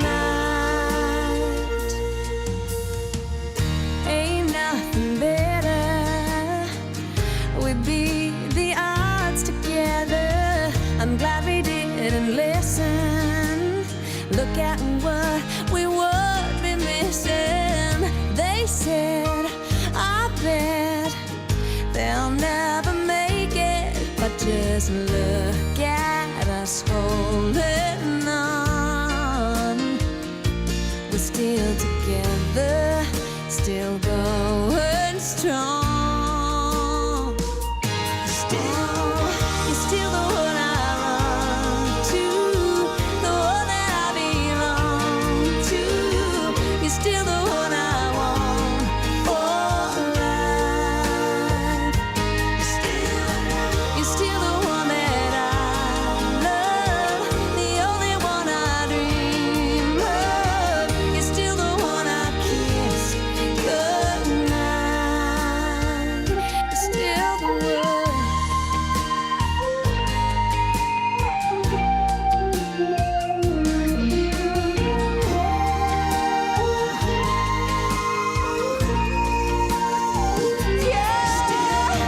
You're still the one I run to, the one that I belong to.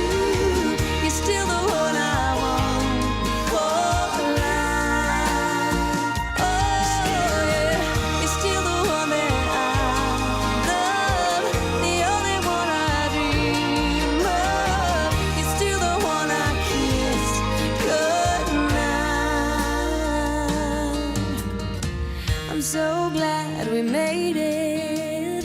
Look how far we've come, my baby. Oh, Shania Twain. That was when she was good. She got a bit silly, didn't she? But I like that.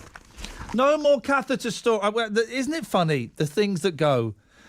We're talking about underwear damaging you after a Canadian MP had to leave the Canadian Houses of Parliament because his pants were too tight, and a woman who kept a gun in her bra shot herself. I am reminded of a story. It's not quite. I've told this a couple of times on it, so if you've heard it before, indulge me for a minute, please. It was in the paper a while ago. It's not quite an underwear story, but it was a rugby game. True story, a rugby game, and one of the rugby players in a really violent tackle, his leg became dislocated. Okay, so it pulled out of the socket. And there was a doctor there who said, don't worry, I can fix this, right? And the guy's lying on the floor in agony. He says, I can fix this, I can pop the leg back in. This is a true story, this is horrible, right? So the doctor pops the fella's leg back in, and the rugby player starts screaming even more. He's like screaming, it's howling. Do you know what happened? The doctor had got one of his testicles locked inside. They had to this is true. He had to re-dislocate the leg, pull it out, and then pop it back in. Imagine that! Flipping heck! Tomorrow between 10 and 12, we will keep the show above the waist. I think we've got as close as we can to the knuckle. No more. No, I can't even say flipping heck. You can hear of people who are afraid of weird things, yeah? My mum is afraid of giant paper clips. I say giant, I don't mean like 6 foot tall. I mean about an inch long paper clips. She's scared of them. And lots of people are afraid of buttons. I'm afraid of spiders. If a spider were to run over... I couldn't touch a spider. I touched a spider once about 6 months ago. Oh, I'm getting uncomfortable thinking about it. And it was a big thing. It was near the front door. And I said, do you know what? Instead of crushing this spider with a huge book, which is what I normally do... Normally get a huge book, crush it against the wall, then wrap about 15 layers of toilet paper around my hand and then flush it down the loo. But I made a big point of picking the spider up and I tucked it out. And it was horrible. I don't like them. Well, this woman, Victoria Jones, is beyond... How can you be afraid of something that doesn't exist? A woman is scared of dinosaurs since seeing Jurassic Park when she was 7. Victoria Jones, 28, says she spent most of her life looking over her shoulder for velociraptors. She said, I know it's ridiculous because dinosaurs don't exist, but I can't get over it. Victoria, mum to Owain and Keris, I like Keris, a nice name, Owain, went on, in the daytime, I run to my car to strap in the kids, looking up and down the lane before jumping in. I plan an escape route and... This can't be real. 03453 009956. I plan an escape route and a hiding place in case a velociraptor rocks up. I can't go out alone in the dark. Her bizarre phobia... Oh, and what they've got brilliantly, they've got a picture of her looking out of her front door, and then there's a thought bubble, and it says what she fears, and it's a picture of a high street with loads of dinosaurs drawn in it. Her bizarre phobia only got worse when she watched the 2 sequels, and she's dreading new film Jurassic World out this summer. She said, my son and husband were watching Jurassic Park the other day, and I could feel my heart beating faster. I asked them to switch it off. This is nuts. I don't believe this. Victoria, who works as a wildlife volunteer, added, my friends and family think it is hilarious. No, I'm not buying that for a second. You know, we've got a very, very tough 13 games coming up, and we still need to get those points. This Saturday, we're on the road. Sunderland against West Bromwich Albion, live. Berahino is onside. Oh, great finish! Sino Berahino! Join us for team news and all the live action this Saturday from 2. BBC WM 95.6.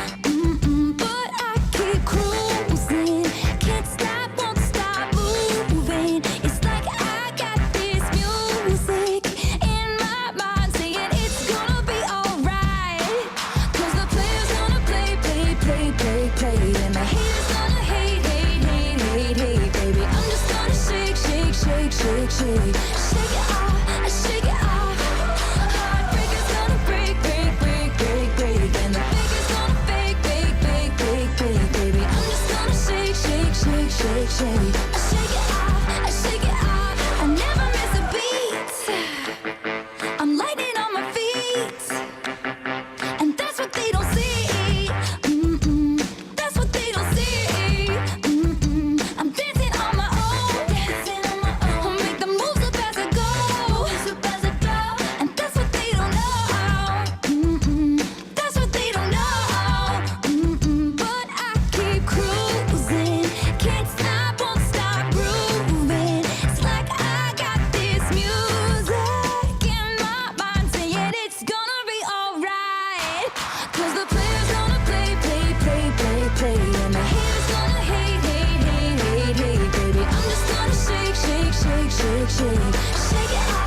shake it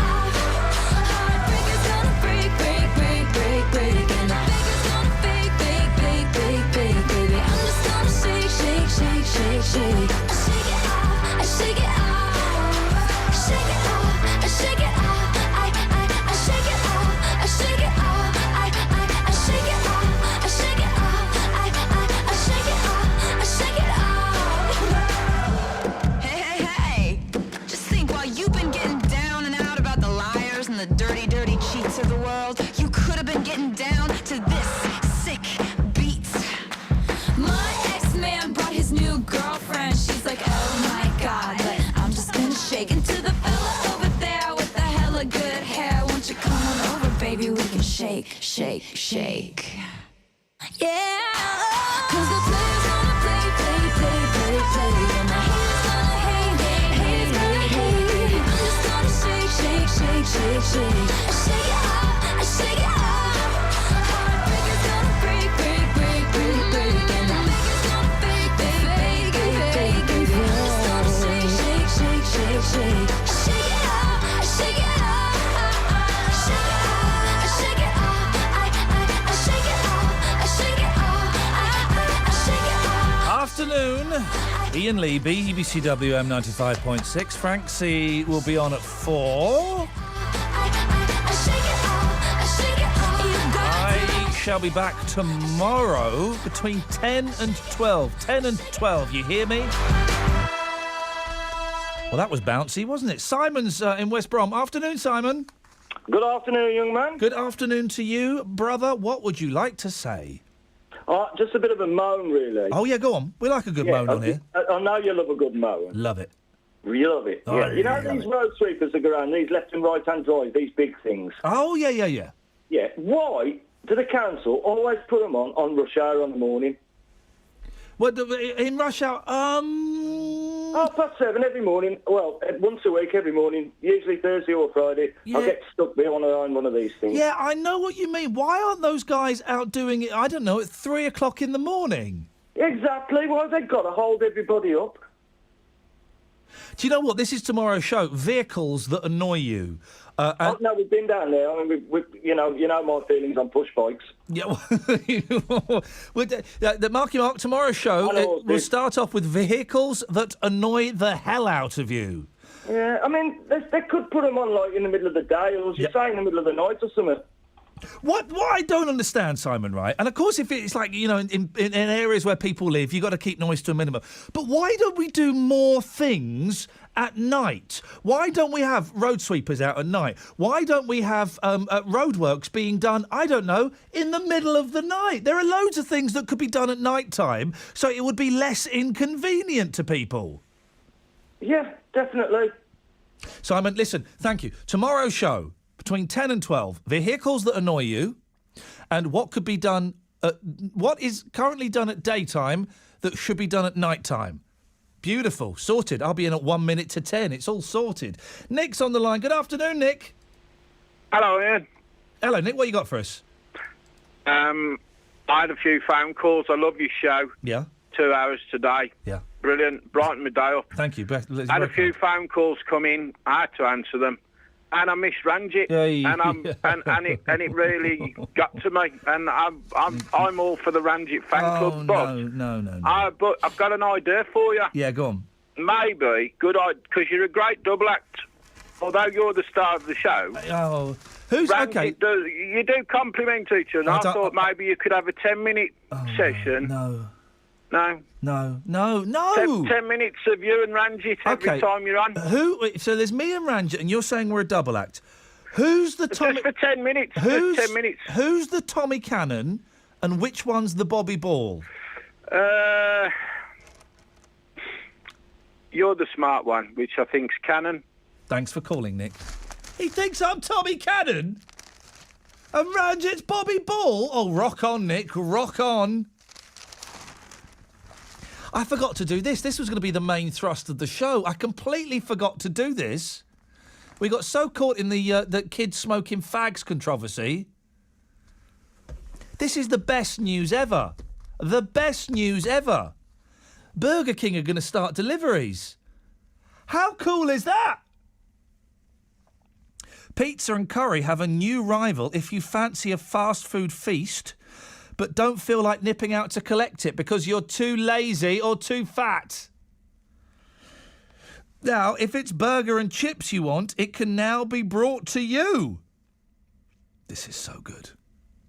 For the next 3 months, those keen on having a Whopper and fries delivered can enter their postcode on a special site. And Burger King, who run it, will then tell you if they can bring it round. It's not here that... Well, Northampton, Romford, Truro, Hornchurch, Hull, Skegness, Hayes and Gants Hill. Before if you live in those areas, you have to take them up on this. Is there someone there? I can hear someone on the line. Hello there. Oh, you are having a laugh, aren't you? Hey, listen. It's Bobby Ball, everybody. These people that are calling, aren't set up by me. I'm telling you that now. Everyone comes into your chippy and you'll say, I will give you a free pickled egg or a pucker pie if you phone up and bully Iain Lee on BBC WM. We could be called the Symbolics, couldn't we? You're very, very close there. The last 2 syllables were almost right. I know. Listen, these people are from all over the world now, mate. Listen, people listen on the internet. David, do you want to say something to him? I do. Roger Ramjet. Yeah. You own a chip shop. Yeah. Do you do delivery? No, I don't.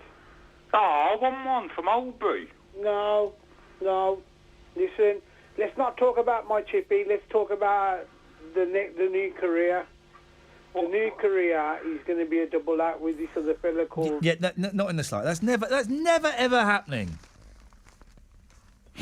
Social media lit up the news of the trial, despite it only... David? Yes? Would you order burger and chips if you could? If I was drunk, yes. Oh, wouldn't that be so good? I tell you what, and I'm surprised no one's ever done this, right? Guys, if you want to go and take this to the Dragons, you can. This will make you a fortune, all right? 2 things. Weekdays, between 6 and 9:30, you can get fried breakfast delivered. And then on Sundays, they'll deliver a roast dinner. Now... Why nobody has ever thought of home delivery fry-ups and home delivery roast dinners, I do not know. No, it wouldn't work. What do you mean it wouldn't work? It's a brilliant idea. Oh, no. What do you mean? Don't just poo-poo it. Well, how are they going to put it on a plate? What does that mean? A Sunday roast. I mean, like, if you have a curry, it's just curry and rice and your naan, isn't it? What do you mean? How are they going to put it on a plate? I'd want a plate with a roast dinner. Well, it would come on a plate. What's that? If that's the I only... What else? The gravy will spill everywhere. If that's the only... The gravy would come in a little pot, David. Is that the only stumbling block you've got? How will they put it on a plate? No, but I'd love a Burger King delivery, I tell you. Well, David, thank you very much indeed. Let's hope that enough people take up this trial offer so it gets rolled out nationwide. I can't think of anything better. 11:30 at night. Oh, I fancy a spicy bean burger and a Whopper. Get me some of that. Get me some of... We'll squeeze Barry on unless he's if he's got a point to make. But also roast dinners being delivered. What? Barry, you'd order a roast dinner, wouldn't you? Oh, definitely, mate. It would work perfectly. I had the takeaway dinner from my local pub the other day, and the gravy came in a nice little tub, as you said, Iain. Absolutely fantastic. You say you had a takeaway roast dinner? Yep, They didn't- takeaway roast dinner, mate. They didn't deliver it. You had to collect it and take it home. Yeah, I had to collect it, mate, but it's only round the corner sort of thing. Mate, that is... Listen, let's... we don't... With the BBC, we're not allowed to advertise, but what the hell was this genius, forward-thinking pub called? Am I allowed to say it on Yes, air? you could say it, Barry, yes. It's the Fountain Inn in Tipton, mate. And they will give you takeaway roast dinners? They will, mate. They're the best around in the Black Country, Iain. Barry, absolutely brilliant. Listen, I'm always happy to... Listen, small, independent businesses are struggling. If there is a pub that is as forward-thinking as that and they're prepared to make up the rules as they go along, well, tomorrow's show between 10 and 12 is sorted. Excuse me. So tomorrow's show is what vehicles annoy you? Oh, there was another one. I can't think what it was. And what you should be able to get delivered that you can't. Why any enterprising? No, enterprising. Blimey, it's been a long day. Enterprising business should be doing fry-ups that you can get delivered in the morning, and Sunday roasts on a Sunday. Guys, you can take that idea, my gift to you. Marky Mark, thanks for your work today. I shall be back tomorrow at 10 o'clock. Let's get the travel news now. Here's Phil. Looking very slow on the southbound side of the M6 as it has done for most of the afternoon, really. From junction 11 at Cannock through to junction 8 for the M5. It's around 35 minutes worth of delays on that southbound side. The A38 Aston Expressway away from Birmingham towards the M6 at Spaghetti Junction for junction 6. That's looking very congested. And it's slow going in Wolverhampton on Compton Road. That's the A454 as you head towards some temporary traffic lights at the junction of Richmond Road. If you can update us, call BBC WM 95.6 travel on 0330 123 3550.